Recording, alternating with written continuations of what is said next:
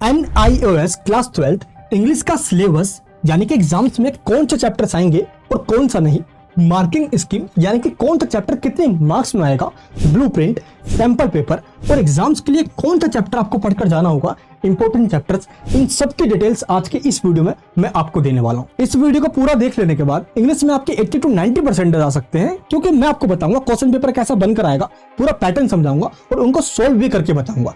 इसलिए इस वीडियो को एंड तक जरूर देखना, प्लीज कहीं स्किप मत करना, यह वीडियो आपके बहुत काम की है। मैं मनीष वर्मा, आप सभी को स्वागत है हमारे चैनल पर। NIOS बोर्ड के द्वारा न्यू एजुकेशन पॉलिसी के तहत न्यू सिलेबस दिया गया है न्यू पैटर्न के अकॉर्डिंग, और इस सिलेबस के अंदर जो फर्स्ट चैप्टर है वो है माय फर्स्ट स्टेप्स। आप इंग्लिश के बुक्स को देखोगे तो इंडेक्स में भी आपको ये सारे चैप्टर्स दिख जाएंगे, ये आप यहाँ पे इंडेक्स देख सकते हो। My first steps first chapter होगा, इसके बाद ये सारे चैप्टर आपको देखने को मिल जाएंगे।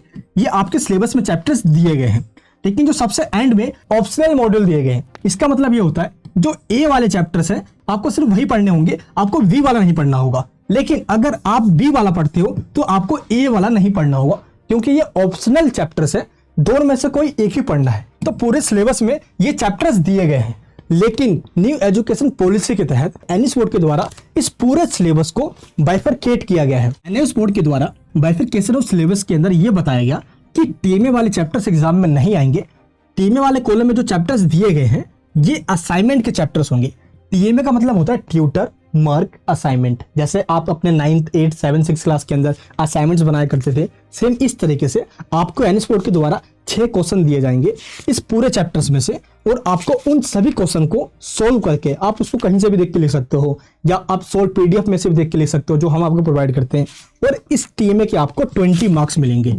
इस तरीके से ये चैप्टर्स आपके एग्जाम में नहीं आएंगे, और ये असाइनमेंट्स आपको ऑनलाइन ही सबमिट करवाना होता है NIOS बोर्ड की वेबसाइट पे। आपको जो पब्लिक एग्जामिनेशन वाले कॉलम में चैप्टर्स दिए गए आपको सिर्फ यही पढ़ना है, और इन्हीं चैप्टर्स में से एग्जाम में क्वेश्चंस आएंगे। तो पब्लिक एग्जाम्स के कॉलम में जो चैप्टर्स दिया गया है ये फर्स्ट चैप्टर से स्टार्ट नहीं है, ये चैप्टर नंबर 6 से स्टार्ट है। दैट मींस आपको चैप्टर नंबर 6 से स्टार्टिंग करना है। अगर आप अपने बुक्स के इंडेक्स में देखोगे तो उसकी स्टार्टिंग माय फर्स्ट स्टेप्स वाले चैप्टर से की गई है। तो आपको ये चैप्टर्स नहीं पढ़ना है।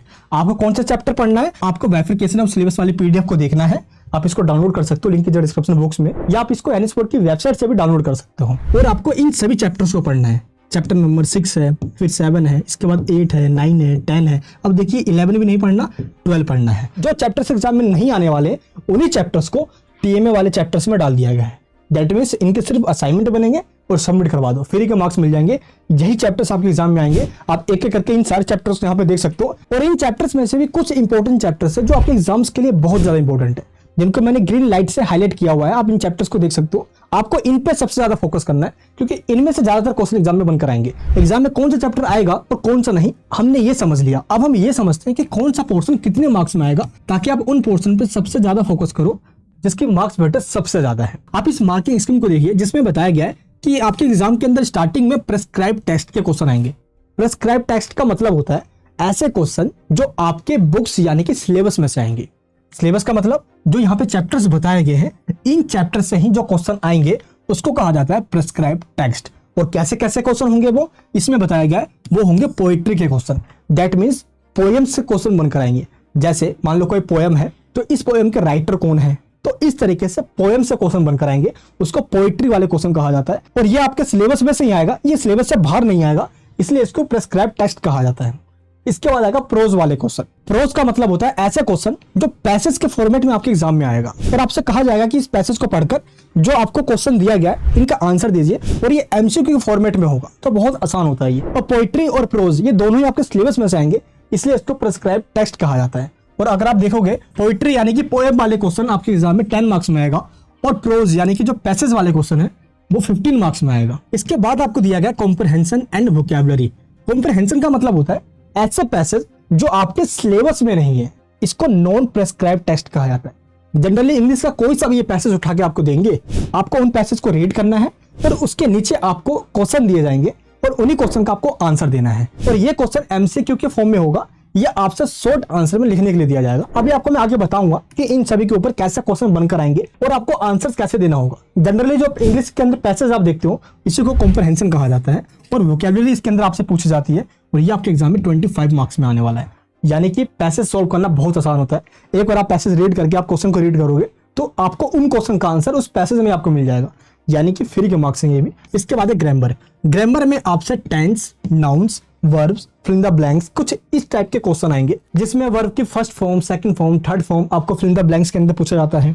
एक्टिव एंड पैसिव वॉइस आता है, जैसे कि एक्टिव वॉइस को पैसिव वॉइस में कन्वर्ट कीजिए, पैसिव से एक्टिव में कन्वर्ट कीजिए, ऐसे क्वेश्चंस आते हैं। And fill in the blank से कुछ ऐसे क्वेश्चंस आएंगे जिसके अंदर आपको प्रीपोजिशन, कंजक्शन आपको फिल करना होगा या आपको ऑर्डर फॉर्म्स के अंदर सेंटेंस को बनाना होगा। बहुत इजी होगा, ये ग्रामर का पोर्शन है। तो इस तरीके से आपको इन चीज़ों की नॉलेज होनी चाहिए और ये पूरा पोर्शन आपके एग्जाम में 15 मार्क्स में आने वाला है। एंड इसके बाद है राइटिंग स्किल। राइटिंग स्किल्स के अंदर लेटर राइटिंग हो गया, report writing, article, notice, memorandum, office order और ऐसे, ये 20 मार्क्स में आएगा। लेकिन क्वेश्चन पेपर में राइटिंग स्किल से जो क्वेश्चन बनकर आएंगे इनके पूछने का तरीका अलग होगा, क्योंकि क्वेश्चन पेपर में पार्ट ए और पार्ट बी दो पार्ट्स में डिवाइड किया गया है। पार्ट ए के अंदर जो क्वेश्चन आएंगे ये सारे ऑब्जेक्टिव टाइप क्वेश्चन होंगे, जैसे एमसीक्यू हो गया, फिल इन द ब्लैंक्स हो गया, ट्रू एंड फॉल्स हो गया, कुछ इस टाइप के क्वेश्चन आएंगे पार्ट ए में। तो इनके ऊपर भी ऐसे क्वेश्चन आएंगे, जैसे कि लेटर के अंदर ये फॉर्मेट होता है या नहीं होता, और आपको पहचान करनी होगी कि ये लेटर कौन सा है, और आपको ट्रू एंड फॉल्स बताना होगा कि ये लेटर एडिटर है, कंप्लेन लेटर है, जॉब लेटर है, कुछ इस तरीके से आपको ऑप्शन दिए जाएंगे। तो ऐसे ही ऑब्जेक्टिव टाइप क्वेश्चन बनकर आएंगे इन सभी के ऊपर। अब कैसे क्वेश्चन आएंगे ये अभी आपको मैं आगे बताने वाला हूँ, बस थोड़ा सा वेट कीजिए। एंड इसके बाद है ऑप्शनल मॉड्यूल्स। जैसे कि अभी आपको मैंने बताया था ना, ऑप्शनल मॉड्यूल जैसे कि ए या बी, इन दोनों में से कोई आपको एक ही करना है। आप जो भी करके जाओगे वो आपके एग्जाम में आएगा और आपको वही अटेम्प्ट करना होगा, और ये आपके एग्जाम में आएगा 15 मार्क्स का। राइटिंग स्किल 20 मार्क्स का है, तो ये सारे ही आपके लिए इंपॉर्टेंट हो जाते हैं आपके एग्जाम्स के लिए। मार्किंग स्कीम को देख लेने के बाद अब आपको ये समझ में आ गया कि कौन सा पोर्शन कितने मार्क्स में आने वाला है।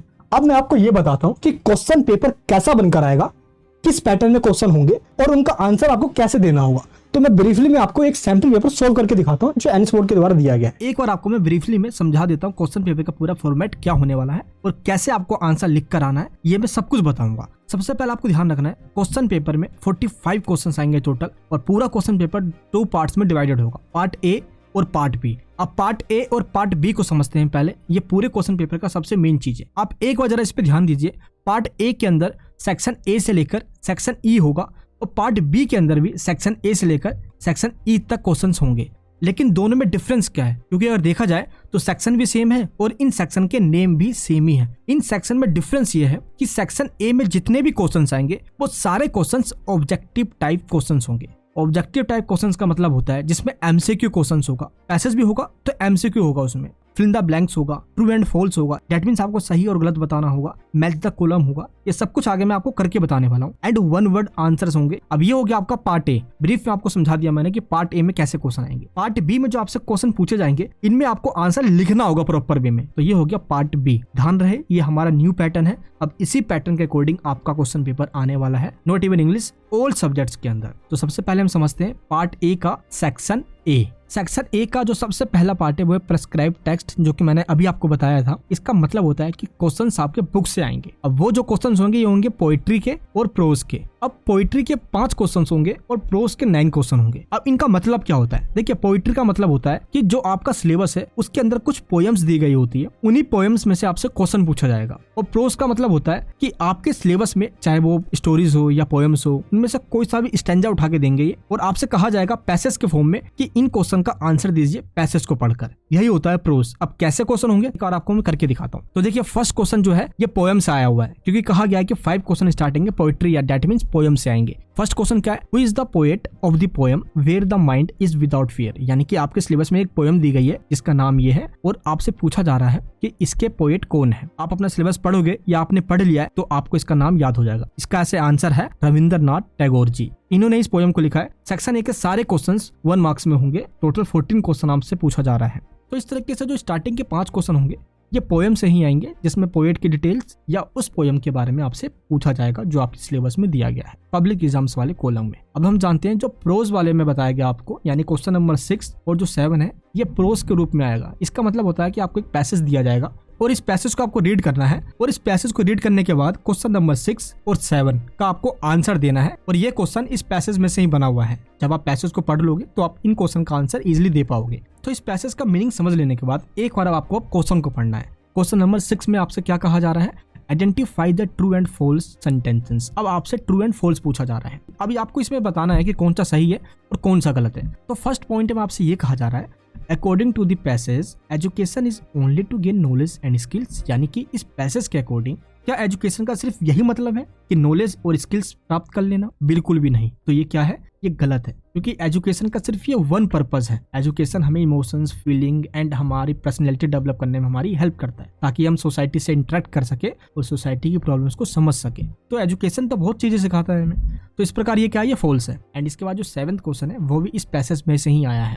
अब हम देखते हैं क्वेश्चन नंबर 8। आपके सिलेबस में एक स्टोरी दी गई है, एक चैप्टर है माई सन विल नॉट बी अ वैगरवी। अब इस चैप्टर से ही आया हुआ है एक match the column, that means आपको मैचिंग करना है। जैसे कि यहाँ पे आपको 4 ऑप्शन दिए गए हैं, अब आपको बताना है इसके अंदर कि ये किस में जाएगा और ये किस में होगा, ये किस में होगा। आपको इस तरीके से आंसर देना है।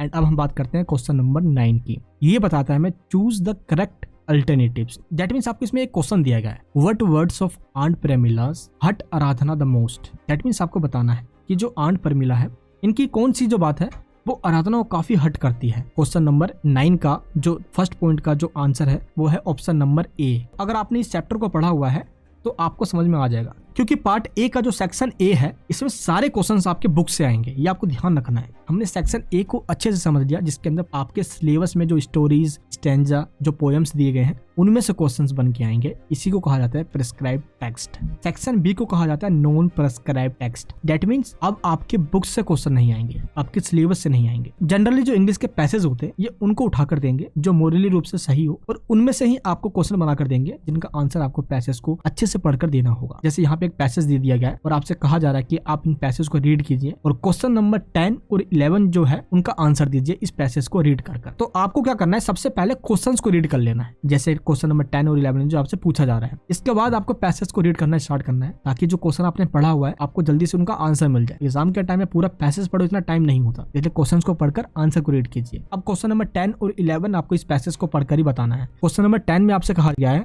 कंप्लीट द फ्लोइंग सेंटेंसेस, यानी कि आपको कहा जा रहा है ये 4 ऑप्शन दिए गए हैं और चारों में से कोई से भी 3 आपको अटेम्प्ट करना है। तो ये हो गया हमारा क्वेश्चन नंबर 10। क्वेश्चन नंबर 11 में आपसे पूछा गया है choose the correct alternatives any 3। फिर से आपको 4 क्वेश्चन दिया गया है, चारों के 1-1 मार्क है, कोई सा भी आपको 3 करना है, इसलिए टोटली 3 मार्क्स का है। आई होप आपको समझ में आ रहा होगा जो आपको बता रहा हूँ। इन सारे क्वेश्चंस का आंसर इस पैसेज के अंदर ही छुपे होते हैं। अब आपको उन पैसेज को पढ़कर समझना है। जैसे अब एक और पैसेज आया है, इस पैसेज को भी आपको रीड करना है और क्वेश्चन नंबर 12 और 13 का आपको आंसर देना है। क्वेश्चन नंबर 12 में आपसे ट्रू एंड फॉल्स पूछा गया है। पैसेज को पढ़ लेने के बाद अगर आपने क्वेश्चन को पढ़ा तो आप बता दोगे कौन सा ट्रू एंड कौन सा फॉल्स है। बस मैं आपको ये बताना चाहता हूँ कि एग्जाम में क्वेश्चन कैसे आते हैं, आपको उनका आंसर कैसे देना है। अब ये जो क्वेश्चन नंबर 13 है इसका आंसर भी इस पैसेज में ही दिया गया है, चूज द करेक्ट अल्टरनेटिव्स, यानी कि आपको किसी एक का आंसर देना है इसमें। तो इस प्रकार हमने सेक्शन ए और बी को अच्छे से समझ लिया है। अब हम आ जाते हैं सेक्शन सी पे, जो कि हमारा ग्रामर सेक्शन है। अब इसमें क्वेश्चन कैसे आएंगे, क्वेश्चन नंबर 14 को देखिए आप, इसमें आपसे कहा जा रहा है choose the correct alternatives. That means आपको कोई सा भी एक अटेम्प्ट करना है। देखिए माय फैमिली यहाँ पे लिखा गया है dash in Bhopal for 5 years now. Grammar का मतलब होता है कि आपको वोकैबुलरी आती हो, टेंस आते हो, मोडाल्स आते हो, एंड आपको वर्ब की first form, second form, third form का थोड़ा सा नॉलेज हो ताकि आप इसको कर पाओ। तो my family has been living in Bhopal for 5 years now. इस तरीके से आपको आंसर देना है ग्रामर के अंदर। क्वेश्चन नंबर 15 में फिल इन द ब्लैंक्स आया है। अब आपको इन ऑप्शन को रीड करना है, बताना इसमें कौन सी वर्ब की फॉर्म आएगी, प्रीपोजिशन आएगा, कंजक्शन क्या इसमें यूज किया जाएगा ये बताना। क्वेश्चन नंबर 16 क्या कह रहा है, identify the type of any 2 sentences given below. आपको बताना है कि ये सेंटेंस किस टाइप का है। यानी कि एग्जाम में ऐसे भी क्वेश्चन आएंगे, आपको एक सेंटेंस दिया जाएगा और आपको बताना होगा कि ये सिंपल है, कॉम्प्लेक्स है, कंपाउंड सेंटेंसेस है, कैसे सेंटेंसेस है ये आपको पहचान करनी होगी और इन चारों में से एक ऑप्शन पे टिक लगाना होगा। इसके बाद क्वेश्चन नंबर 17 है fill in the blanks with appropriate WH questions, यानी 2 आपको अटेम्प्ट करना है। अब आपको इसमें WH जो वर्ड्स है फिल करना है और बताना है कि कौन सा किस में आएगा। एंड क्वेश्चन नंबर 18 में आपसे क्या पूछा जाएगा, choose the correct option with the passive form of verbs in any one of the statements given below. अब आपको बताना है इन चारों ऑप्शन में से कौन सा पैसिव फॉर्म है। अगर आपने ग्रामर को पढ़ा हुआ है तो उसमें एक्टिव और पैसिव वॉइस 2 टाइप्स के स्टेटमेंट्स होते हैं या सेंटेंसेस होते हैं। एक्टिव वॉइस के अंदर वर्ब की जो फॉर्म होती है वो टेंसेस के अकॉर्डिंग लगती है, बट पैसिव वॉइस में क्या होता है कि जो वर्ब की फॉर्म होती है वो हमेशा थर्ड फॉर्म और एंड में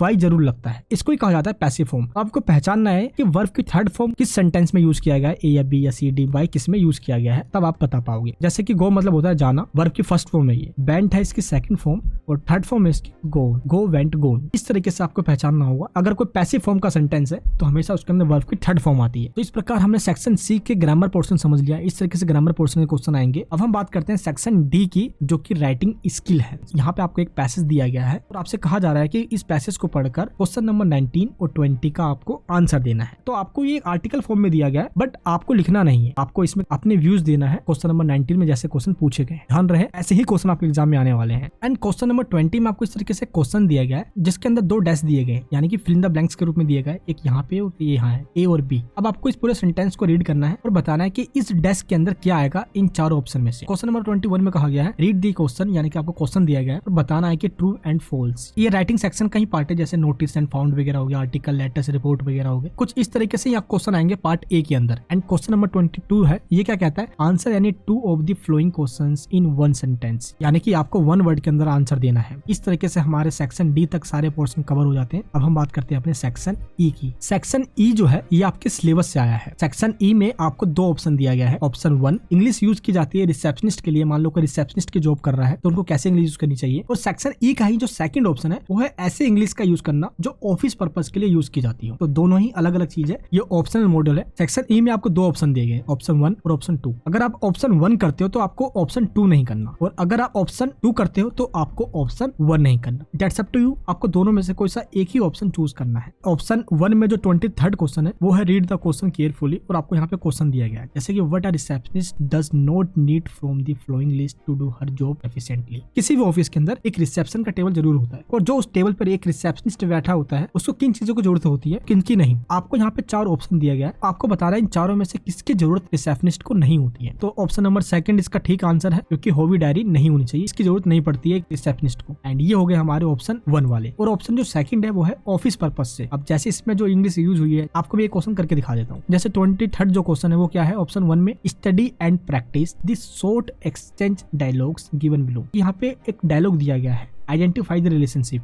एक्स और वाई के बीच में कैसा रिलेशन है। अगर आप डायलॉग्स को पढ़ोगे तो आपको रिलेशन समझ में आएगा। तो ये कैसी बात हो रही है, एक बॉस और एक उसके एम्प्लॉय के बीच में, जाहिर सी बात है ये न्यूट्रल बात हो रही है। तो इसी टाइप के क्वेश्चन आएंगे, और ये चीज आपको अपनी बुक से पढ़ना होगा। एनओएस बोर्ड की बुक्स के अंदर सिलेबस में ये पोर्शन आपको दिया गया है। जब आप उनको पढ़ लोगे तो ये सारे ऑप्शन आप ठीक से कर पाओगे। ये हो गया हमारा पार्ट ए के सभी क्वेश्चन जो कि ऑब्जेक्टिव टाइप में आते हैं। अब हम आ जाते हैं पार्ट बी पर। ध्यान रहे पार्ट ए से ठीक अपोजिट है पार्ट बी, क्योंकि इसमें आपको आंसर लिखना होगा। कैसे करना होगा, पार्ट बी को भी एक बार हम समझ लेते हैं। इसमें भी टोटल ए से लेकर ई सेक्शन होंगे पार्ट बी के अंदर। प्रिस्क्राइब टेक्स्ट जो कि आपके बुक से ही आएगा, पोएम या कोई स्टोरीज जैसे इसमें आया हुआ है। तो यहाँ पे देखिए आपको यहाँ पे ऑब्जेक्टिव टाइप क्वेश्चन नहीं दिए गए। पार्ट ए में क्या था, यहाँ पे एमसीक्यू टाइप क्वेश्चन थे और आपको उसमें से कोई एक चूज भी करना था, लेकिन यहाँ पे ऐसा नहीं है। आपको क्या करना है, आपको इनका आंसर एक लाइन में लिख कर दिखाना है इस तरीके से। बाकी जो लिंक दिया मैंने आपको सैम्पल पेपर का, आप उसको डाउनलोड कर लेना, उसमें आपको इन सब के आंसर भी मिल जाएंगे। मेरा बताने का पर्पज ये है कि पार्ट बी के अंदर आपको आंसर को लिखना होगा इस तरीके से। देखिए सेकंड क्वेश्चन में आपसे यही पूछा गया, night of the scorpion chapter से आया हुआ है। एंड जो 27th क्वेश्चन है ये भी आपके सिलेबस से ही आया है, क्योंकि ये प्रिस्क्राइब टेक्स्ट के क्वेश्चन है। सेक्शन बी में जो नॉन प्रिस्क्राइब टेक्स्ट है ये वो क्वेश्चन होंगे जो आपके बुक से नहीं आएगा, ये आपके सिलेबस से नहीं है। जनरली जो इंग्लिश के पैसेज होते हैं ये आपको उठाकर दे देंगे, आपको इनको रीड करना है जैसे हमने पार्ट ए में किया था वैसे आपको इसमें रीड करना होगा। लेकिन उसके अंदर हमें पैसेज को पढ़कर एमसीक्यू टाइप क्वेश्चन दिए गए थे, ट्रू एंड फॉल्स या ऑब्जेक्टिव टाइप क्वेश्चन दिए गए थे, उनको हमें फिल करना होगा, फिल इन द ब्लैंक्स, उनमें हमें एमसीक्यू चूज करना होगा। लेकिन पार्ट बी के अंदर ऐसा नहीं है। पार्ट बी में आपको 31 जो क्वेश्चन है इस पैसेज को पढ़कर आपको इसका आंसर देना है। ये सारे क्वेश्चंस के आंसर आपको इस पैसेज के अंदर मिलेंगे, इनको रीड कर आपको इनका आंसर लिखना होगा। 36 क्वेश्चन के अंदर आपको समरी बनाना होगा। दैट मींस आपको इस पूरे पैसेज को रीड करना है। ऑप्शन नंबर जो 1 है आपको इसको रीड करना होगा। जब आप इस पूरे पैसेज को पढ़ लोगे तो आपको इस पूरे पैसेज को पढ़कर एक समरी बनाना है। ये 3 मार्क्स में आया है, तो मान लो अगर ये 10 लाइन का है तो आपको इसको 5 लाइन में कन्वर्ट करना है, बट दोनों में से कोई सा आपको एक ही करना होगा। सेक्शन सी के अंदर आपको फिल इन द ब्लैंक्स दिया जाएगा, क्योंकि ये ग्रामर का पोर्शन है। खुशी की बात ये है कि यहाँ पे आपको ऑप्शन दिया जाएगा, बस आपको इसको उठा के यहाँ पे फिल कर देना है। एंड 38 जो क्वेश्चन है वो change the flowing questions into indirect speech. अब आपको यहाँ पे क्वेश्चन दिया गया है और आपको इनको इनडायरेक्ट स्पीच में कन्वर्ट करना है। पहले हमें ये समझना कि इनडायरेक्ट स्पीच किसे कहते हैं। मान लो 2 पर्सन है, पर्सन ए और पर्सन बी, जब इन दोनों में डायरेक्ट बातचीत हो रही है, आमने सामने बातचीत हो रही है, तो इसको डायरेक्ट स्पीच कहा जाता है, क्योंकि डायरेक्ट बात हो रही है। लेकिन जब इन दोनों ने बातें की है, जब ये पर्सन ए अपने घर जाता है और ये किसी पर्सन एक्स को या पर्सन वाई को बताता है ये सारी बातें जो इन दोनों के बीच में हुई है, तो इसको इनडायरेक्ट स्पीच कहा जाता है। तो यहाँ पे आपको डायरेक्ट दिया गया है और आपको यहाँ पे इनडायरेक्ट में इसको कन्वर्ट करना है। एंड जो क्वेश्चन नंबर 39 है वह combine the flowing any one pairs of sentences using the connectors given against each pair. यहाँ पे आपको कनेक्टर्स दिया गया है और आपको इन पेयर को यूज करते हुए आपको इनको एक सेंटेंस बनाना है। एंड इसके बाद है सेक्शन डी जो कि राइटिंग स्किल है। जैसे क्वेश्चन नंबर जो 40 इसमें आपको एक क्वेश्चन दिया गया है, you had placed an order, आपने एक ऑर्डर किया है सारास इलेक्ट्रॉनिक्स से जो कि मयूर विहार दिल्ली में है और उसका ये एड्रेस यहाँ पे दिया गया है, for supply of a washing machine. आपने एक वॉशिंग मशीन ऑर्डर की है बट अभी तक आपके एड्रेस पर डिलीवर हुई नहीं है आपके न्यू घर में जो कि आरके पुरम में है, सेक्टर 8 हाउस नंबर 142C में। तो आपको एक लेटर लिखना है कि आपका जो वॉशिंग मशीन है डिलीवरी क्यों नहीं हुई। ये लेटर लिखना है मैनेजर को जो कि सेल्स मैनेजर है। आपको कंप्लेन करना है कि भाई इतनी लेट क्यों हो रही है और मुझे अभी तक वॉशिंग मशीन क्यों नहीं मिली जो मैंने ऑर्डर किया है, और आपका नाम रोहित आहूजा है। तो आपको कंप्लेन लेटर कैसे लिखना है, मैंने इस पूरे लेटर को सॉल्व कर दिया है ताकि आप इसका आंसर लिख पाओ। ये देखिए आप इस तरीके से आपको इसका आंसर लिखना है। इसके अंदर पहले आपको एड्रेस लिखना है, प्रॉपर इन्फॉर्मेशन देने के बाद आपको सब्जेक्ट लिखना है, फिर आपका पूरा मैटर बताना है और एंड में आपको इस तरीके से क्लोज करना है। ये हो गया पूरा आपका एक कंप्लेन लेटर। इस पूरे क्वेश्चन को मैंने यहाँ पे सॉल्व कर दिया है। एंड क्वेश्चन नंबर जो 41 है वो है attempt any one of the flowing question, यानी कि 41 में आपको क्वेश्चन दिया गया है, कोई सा भी वन आपको अटेम्प्ट करना है। जैसे कि देखिए 1 में आपके क्या कहा गया है, यहाँ पे आपको मेमोरेंडम दिया गया है, put the sentences in their right order, यानी कि यहाँ पे जो पूरा लिखा गया है ये, यानी ये ऑर्डर फॉर्म में नहीं, उल्टे सीधे दिए गए हैं, आपको इनको ऑर्डर फॉर्म में लिखना है। आपको पूरा पहले रीड करना है इसको, क्या इसमें कमियां है, उसके बाद आपको ठीक तरीके से लिखना होगा। इस तरीके से ये देख सकते हो यहाँ पे आप, ये इसका ऑर्डर फॉर्म में लिखा हुआ है, करेक्ट आंसर है। इस तरीके से आपको लिखना होगा। एंड क्वेश्चन नंबर जो 42 है इसमें आपको रिपोर्ट लिखना है इन सारी घटनाओं को बताते हुए। और रिपोर्ट आपको कैसे लिखनी है इस टॉपिक के ऊपर, मैंने एक रिपोर्ट लिख दिया इस टॉपिक पे, ये देखिए आप। आपको इस तरीके से एक टाइटल देनी होगी, नाम लिखने के बाद आपको इस तरीके से रिपोर्ट लिखना होगा। ये हो गया रिपोर्ट का आंसर भी। ये होता है इसका प्रॉपर फॉर्मेट जो कि 120 से लेकर 150 वर्ड्स में लिखना होता है। तो इस तरीके से जो हमारा सेक्शन डी है राइटिंग स्किल का पोर्शन ये हमारा खत्म होता है। अब हम बात करते हैं सेक्शन ई का, जिसमें 2 ऑप्शन दिए गए, ऑप्शन 1 और ऑप्शन 2। सेम जैसे पार्ट ए में आया था, ऑप्शन ए रिसेप्शनिस्ट यूज के लिए था और ऑप्शन 2 ऑफिस यूज के लिए था, बट वहाँ पे एमसीक्यू ट्रू एंड फॉल्स के रूप में आया था। यहाँ पे क्वेश्चन आएंगे आपको डेफिनेशन लिखने के लिए, उनको डिफाइन करने के लिए। अगर आप ऑप्शन 1 कर लेते हो तो आपको 2 नहीं करना होता, 2 करते हो तो 1 नहीं करना होता। दैट्स अप टू यू, जो अभी आपको अच्छा लगे आप कर सकते हो। अब इसमें क्या है, मिस्टर डेविड एक नाम का बंदा है, इनका मीटिंग होता है, एक अपॉइंटमेंट है मिस्टर मेहता के साथ जो कि एक एडवर्टाइजिंग एजेंट है प्रतिभा आर्ट्स के, और मीटिंग की जो अपॉइंटमेंट है ये 3:30 बजे है। बट मिस्टर डेविड टाइम से नहीं पहुंच पाएंगे, उनको अर्जेंट काम आ गया, इसलिए वो कैंसिल करवाना चाहते हैं अपॉइंटमेंट। और मिस्टर मेहता वहाँ पे है नहीं, इसलिए मिस्टर डेविड को एक मैसेज छोड़ना है मिस्टर मेहता के लिए, इसलिए ये मैसेज मिस्टर डेविड वहाँ के रिसेप्शनिस्ट को देना चाहते हैं जो प्रतिभा आर्ट्स का रिसेप्शनिस्ट है। और ये मैसेज आपको कैसे लिखना होगा, ये मैसेज आपको इस फॉर्म में लिखना होगा। देख सकते हो आप आंसर के अंदर, मैंने इसको सोल्व भी कर दिया है आपके लिए। एंड ऑप्शन जो सेकंड है इंग्लिश फॉर ऑफिस यूज के लिए, इसमें भी सेम आपको इस तरीके से आंसर देना है, जैसे कि व्हाट आर रिपोर्ट्स, यानी रिपोर्ट क्या होता है, and what information do they provide in business organization. ऐसे क्वेश्चंस आएंगे, आपको उनको डिफाइन करना होगा। तो ये इसका आंसर है। इसी तरीके से आंसर भी आपको अपने एग्जाम में देना है 20 या 25 वर्ड्स में। अगर आप ऑप्शन 1 कर लेते हो तो आपको ऑप्शन 2 नहीं करना। अगर आप ऑप्शन 2 करते हो तो इसमें भी जो 45th क्वेश्चन होगा वो भी इस तरीके से आएगा, इसमें ईमेल राइटिंग आएगी। अब इसमें आपसे पूछा गया है कि राइट एन ईमेल, आपको ये ईमेल लिखना है मिस्टर सैरिन एसके को जो कि ऑडिटर जनरल है, और ये आपकी कंपनी में आ रहे हैं फॉर ऑडिट के लिए, दैट मींस ऑडिट करने के लिए, देखरेख करने के लिए, ये आप पैसों का लेखा जोखा या टैक्स आप भरते हो नहीं भरते, इसके लिए आ रहे हैं ये। तो he wants information about your company. तो जो मिस्टर सैरिन है ये आपकी कंपनी के बारे में इन्फॉर्मेशन चाहते हैं, आपकी कंपनी कैसे क्या काम कर रही है क्या नहीं कर रही है भाई। तो area of operation and business के बारे में आपको बताना है। और आपकी जो कंपनी है उस कंपनी का नाम है स्वर्ण गारमेंट्स जो कि द्वारका दिल्ली में है, और आपको एक ईमेल आईडी लिखनी है। तो यहाँ पे आपको मेल दे दिया गया, आपका मेल ये है और जिनको आपको मेल लिखना है उनका मेल ये है। इस तरीके से आपको इसका आंसर देना होगा। इस प्रकार पार्ट ए और पार्ट बी में कैसे क्वेश्चन आएंगे, किस टाइप के क्वेश्चन आएंगे, मैंने आपको दोनों एक एक करके बताया भी है, डीपली करके भी समझाया है, ताकि आप अपने एग्जाम्स के अंदर क्वेश्चन को अटेम्प्ट कर पाओ। तो इस प्रकार टोटल हमने 45 क्वेश्चन समझ लिए, पार्ट ए और पार्ट बी दोनों को मिलाकर। आई होप आपको ये समझ में आ गया होगा कि क्वेश्चन पेपर कैसा बनकर आएगा और आपको उनका आंसर कैसे देना है। इस प्रकार पार्ट ए और पार्ट बी 2 पार्ट बनकर आएंगे। पार्ट ए में जितने भी क्वेश्चंस होंगे वो सारे एमसीक्यू टाइप में होंगे या ऑब्जेक्टिव टाइप क्वेश्चंस होंगे, जिसके अंदर fill the blanks, complete the sentence, true and false, passage हो गया, मैच द फॉलोइंग हो गया, कुछ इस टाइप के क्वेश्चन। और पार्ट बी के अंदर आपको चीजों को एक्सप्लेन करना होगा, डिफाइन करना होगा। जैसा कि आपको अभी मैंने बताया कि पार्ट ए के अंदर जो लेटर आ रहा था उसके अंदर आपको लेटर को लिखना नहीं था, उसको ट्रू एंड फॉल्स के रूप में आया था या फिल द ब्लैंक्स के रूप में आया था। लेकिन पार्ट बी के अंदर आपको लेटर मैंने प्रॉपर तरीके से लिख कर भी बताया, पूरा फॉर्मेट बताया। तो दोनों में यही डिफरेंस है। इंग्लिश का जो आपको क्वेश्चन पेपर मिलेगा इस पर टोटल 100 मार्क्स लिखा होगा, लेकिन ये 100 मार्क्स का नहीं होता। इसी 100 में से 20 मार्क्स टीएमए, यानी कि जो आप असाइनमेंट सबमिट करवाओगे उस असाइनमेंट्स के आपको 20 मार्क्स दे दिया जाता है और वो इसी 100 में से दिया जाता है। इसलिए 80 नंबर का ही आपका थ्योरी पेपर होगा और 20 नंबर टीएमए को दे दिया जाएगा। तो टोटल मिलाकर आपके हो जाते हैं 100 नंबर, और 100 में से पास होने के लिए आपके 33 मार्क्स आने चाहिए, तभी आपको इंग्लिश में पास माना जाएगा। और यहाँ पे कई स्टूडेंट्स ऐसे हैं जिनके 70, 80, 90 मार्क्स आ जाते हैं इंग्लिश के अंदर। बहुत आसान होता है, बस पैटर्न को समझना है और पूरा कर आना है। एंड कुछ क्वेश्चंस आपके लिटरेचर पार्ट से आएंगे, दैट मींस इन चैप्टर्स में जो आप स्टोरीज पढ़ोगे उन स्टोरी से 1-2 क्वेश्चन आएंगे, इसलिए आपको चैप्टर की स्टोरी समझ लेना है, बाकी तो सब कुछ बना के लिख दोगे आप। एक भी क्वेश्चन आपको छोड़कर नहीं आना। एग्जाम्स में कैसा आंसर लिख कर आना है, पूरा सिलेबस आपको मैं समझाता हूँ अपने ऑनलाइन क्लासेस के अंदर। ऑनलाइन क्लासेस के लिंक डिस्क्रिप्शन बॉक्स के अंदर है, आप ऑनलाइन क्लासेस में ज्वाइन हो जाइए, जहाँ पे मैं आपको खुद इस तरीके से लाइव आगे बढ़ाता हूँ, आपका पूरा सिलेबस कवर करवाता हूँ, टाइम रहते हुए आपको आपके एग्जाम्स के अंदर पास करवाता हूँ। अगर आपको इंग्लिश नहीं भी आती है तो भी हम आपको शुरुआत से पढ़ाते हैं, ताकि आपको आपके एग्जाम्स के अंदर पास करवा दे। बूस्टर में रिकॉर्डेड क्लासेस होती है और प्रीमियम में लाइव क्लासेस होती है। आप दिए गए नंबर पे कॉल करके भी क्लासेस की जानकारी ले सकते हो। बाकी आपको मैंने नोट्स दिए हैं इंग्लिश बाकी सब्जेक्ट्स के भी, आप उनको डाउनलोड कर लीजिए। उनके अंदर मोस्ट इंपोर्टेंट क्वेश्चन है जो आपके एग्जाम्स के पॉइंट ऑफ व्यू से बहुत ज्यादा इंपॉर्टेंट है। इस नोट्स को डाउनलोड करने के लिंक डिस्क्रिप्शन बॉक्स में है।